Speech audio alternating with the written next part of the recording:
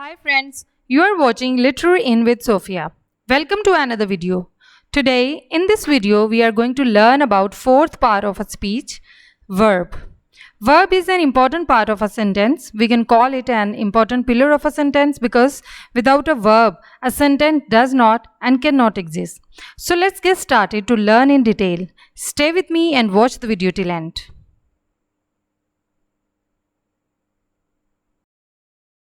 Before moving ahead, let me remind you that don't forget to subscribe my channel Literary In for more informative videos. If you have already subscribed, do press the bell icon so you never miss any update. Keep watching till end because it's time for learning.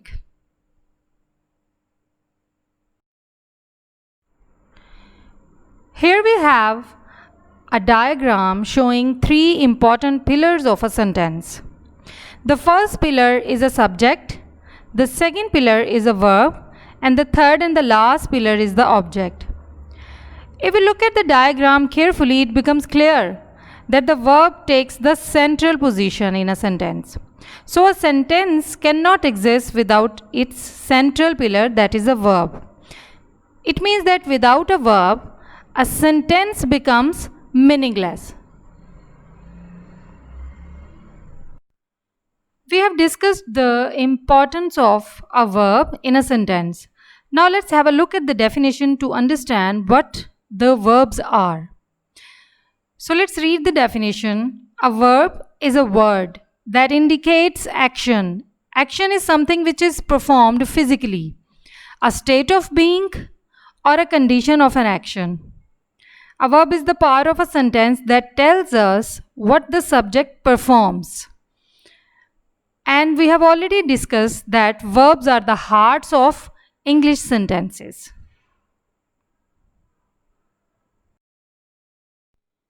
Here we have different examples of different verbs used in different sentences. So let's look at all of the examples so that we can understand the definition and we can understand what the verbs are and how they are used in different sentences. The first example is Ahmad walks in the morning. In this sentence, the word walks is a verb which shows a usual action. In the next sentence, Nadia is going to school. In this sentence, the verb is going shows a condition of an action which is happening right now when the speaker is speaking. In the third example, he does not like to walk. In this sentence, does not like shows a negative action. It means that you negate to do something. In the fourth sentence, Amina is a good girl. In this sentence, the verb is shows a state of being. It shows the state of the subject Amina.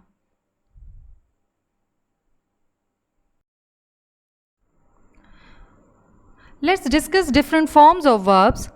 There are 6 basic forms of verbs, and over here they are used in sentences. Let's have a look at the first example. Children play in the field. In this sentence, play is the base form of verb. We call it the first form of the verb. Play, played, played are the second and third form of verbs. Next we have infinitive. Tell them not to play. In this sentence, to play is the infinitive form of verb. When we add to with the base form of verb, it is called infinitive. In the third example, they played football yesterday. We have used played, and played is the past tense. This is the second form of verb. It shows the tense of a sentence. It tells us that something has happened in the past. The fourth example is, I have eaten a burger. Now, in this sentence, we have past participle form of verb. This is the third form of verb, eaten. Fifth sentence is, I saw them playing with him today. Now, in this sentence, playing is the present participle form of verb. We call it the fourth form of verb as well. When we add ing with the base form of the verb, this is called present participle. Sixth and the last example is swimming is the best exercise. Now in this sentence, swimming is a gerund. Gerunds are the naming verbs, and in this sentence, swimming is being used as the naming word. Here we have a list of different types of verbs, and they are finite verbs, non-finite verbs, action verbs, linking verbs, auxiliary verbs, and modal verbs. Let's discuss all these types of verbs in detail. Let's discuss the first type of verbs, finite verbs. Finite verbs are the actual verbs.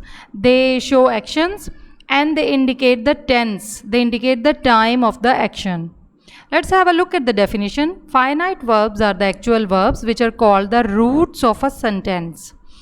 It is a form of a verb that is performed by a subject and uses one of the 12 forms of tense and changes according to the number and person of the subject. For example, if we have to use, if there are plurals, the subject is a plural, so we use the plural verb, and if the subject is singular, we use the singular form. So that's why they change according to the number and person of the subject. Let's have a look at the examples. Alex went to school. In this sentence, went is the finite verb. It indicates the time of the action that was in the past. When shows that the action has happened in the past. In the second example, Robert plays hockey. Plays, the verb plays shows that the action happens normally and usually. Next we have, he is playing for Australia. Now in this sentence, is shows the present tense. It indicates the time when the action happens. Let's have a look at the sentences in the examples. Everything has been clearly defined so that you can understand clearly and in a better way. The first, let's have a look at the first example. The thief escaped again. Now the thief is the subject of the sentence. Escaped is the finite form. This is the second form, and it shows the action has happened in the past. The second example is Sarah is crying with joy. Now in this sentence, the subject is Sarah, and is verb is a finite verb. It indicates that the action is happening right now. Is indicates the present tense. Non-finite verbs is the second type of verbs. Non-finite verbs are not the actual verbs because they do not work as verbs in the sentence. Rather, they work as nouns, adjectives, and adverbs. Non-finite verbs do not change according to the number or person of the subject. For example, when we have a singular subject, we use a singular verb. And when we have a plural subject, we use the plural helping verb. But in non-finite verbs, we do not change according to the number and person of the subject. These verbs are also called verbals. A verbal is a word which is formed from a verb, but it does not act as a verb. Rather, it acts as another part of speech. So these verbs, the finite verbs, do not have any direct relation to the subject, and sometimes even they become subject themselves. Let's have a look at the examples. The first example is Alex went abroad to play. In this sentence example, I have highlighted both the finite and non-finite verbs so that we can differentiate between them, we can learn them, and we can learn how to identify them. Now, went is a finite verb because it indicates the time of the action, and to play is an infinitive, and infinitives are non-finite verbs. In the second example, playing cricket is his only job. In this sentence, playing is a present participle, it is a non-finite verb, and is the finite verb as it indicates the time of the action. The third example is I have a broken bat. In this sentence, have is a finite form and broken is past participle and it's a non-finite form. In this sentence, non-finite form is working as an adjective. The fourth and the last example is walking is a good habit.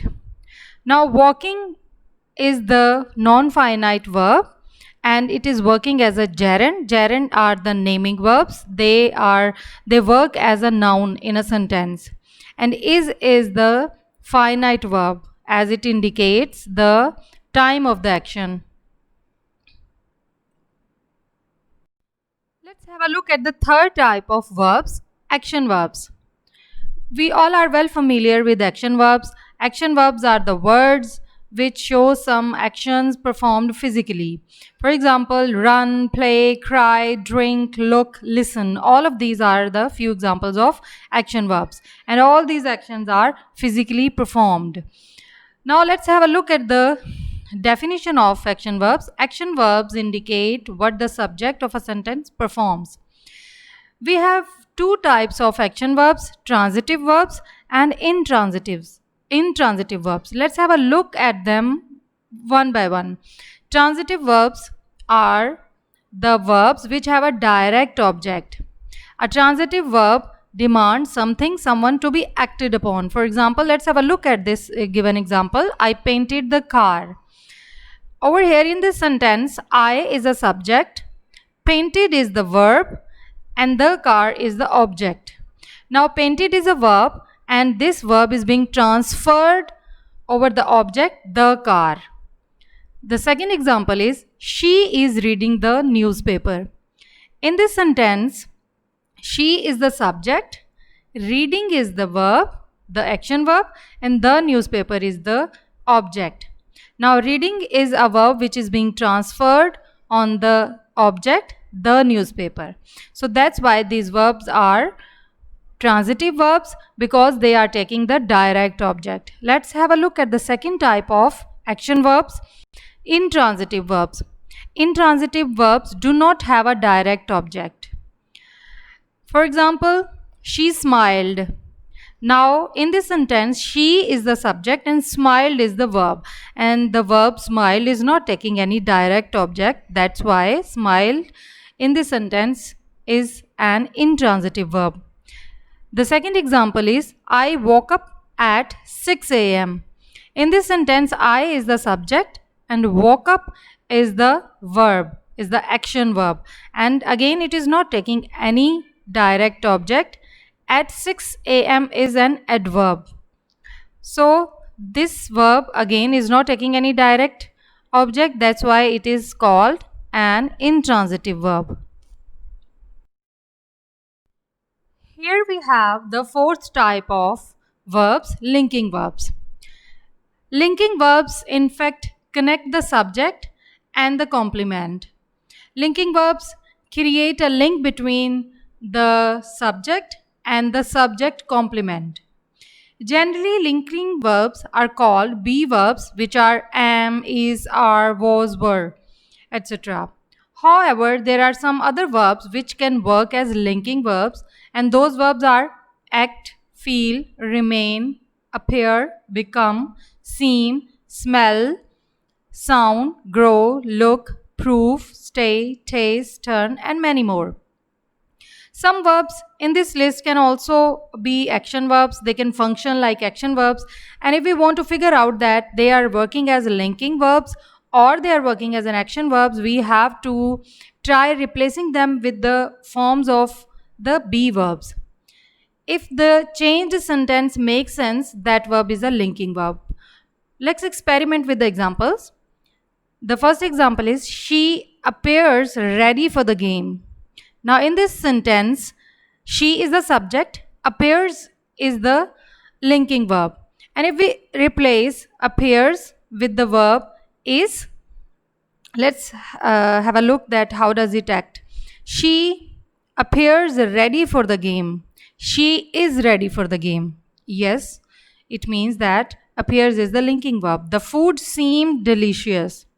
And we can replace seemed with was. The food was delicious. The last example is you look happy, or we can replace look, you are happy. Let's have a look at the examples in the picture. Everything is labeled in a way so that we can understand. The box is a present. The box is a subject. Is a linking verb. A present is a subject complement. In the second example, the box is a subject, and smells is a linking verb, and funny is a subject complement. In the first sentence, is identifies the state of the box, and in the second example, smells describes the box.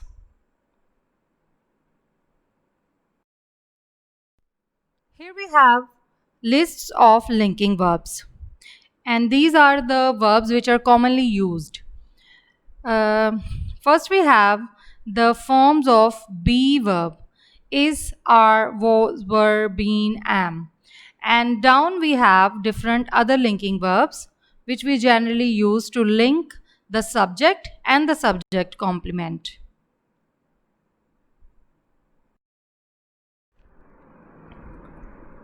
Auxiliary verbs is the fifth type of verbs. Auxiliary verbs are called helping verbs because they help the main verb to show time, tense, and possibility. The auxiliary verbs are be verbs, have, and do, and they are used in the continuous, means progressive, and perfect tenses. Linking verbs work as main verbs in the sentence, but auxiliary verbs help the main verbs, and this is the main difference between the linking verbs and the auxiliary verbs. Let's have a look at the given examples. The first example is Alex is going to school. In this sentence, Alex is the subject, is the auxiliary verb or the helping verb, going is the main verb, and to school is the adverb. Now in this sentence, the auxiliary verb is indicates the time of action. The second example is they are walking in the park. In this sentence, they is the subject, are is the auxiliary verb, walking is the action verb, in the park is the adverb. In this sentence, are indicates the time of the action. The next example is I have seen a movie. In this sentence, I is a subject, have is an auxiliary verb, and seen is the action verb. A movie is a object. Now this is the first example which is having an object, all the three pillars of a sentence. So it means that seen is a transitive verb because it is taking a direct object. Let's have a look at the next example. Do you drink tea? This is an interrogative sentence. It is beginning with the helping verb, the auxiliary verb do, and you is the subject, drink is the verb, and tea is the object. This is another example with a direct object. So drink is the transitive verb because it is taking a direct object, tea. Next example is don't waste your time. In this sentence, this is a negative sentence. In this sentence, do not is the auxiliary verb, and waste is the action verb, and your time is the object of the sentence. The last sentence is please do submit your assignments. In this sentence, do is the auxiliary verb, and when we use in this way, it means that we want to emphasize over our action. Do submit your assignment. Submit is the verb, action verb, and your assignments is the object of the sentence. Let's discuss the last type of verbs, modal verbs. Modal verbs work like auxiliary verbs as they assist the main verb and they indicate possibility, potentiality, ability, permission, expectation, and obligations. There are a few examples given here. of modal verbs. The modal verbs are can, could, must, may, might, ought to, shall, should, will, would, etc. Let's have a look at the examples. The first example is I may want to talk to you again. In this sentence, the underlined word may is the modal verb and it indicates possibility. The next example is they must play their best game to win. In this sentence, they must, underlined word must is the modal verb and it indicates obligation. The third example is she should call him. In this sentence, the underlined word should is the modal verb and should indicates obligation. The last example is I will go there. Now in this sentence, underlined word will is the modal verb and it shows expectation.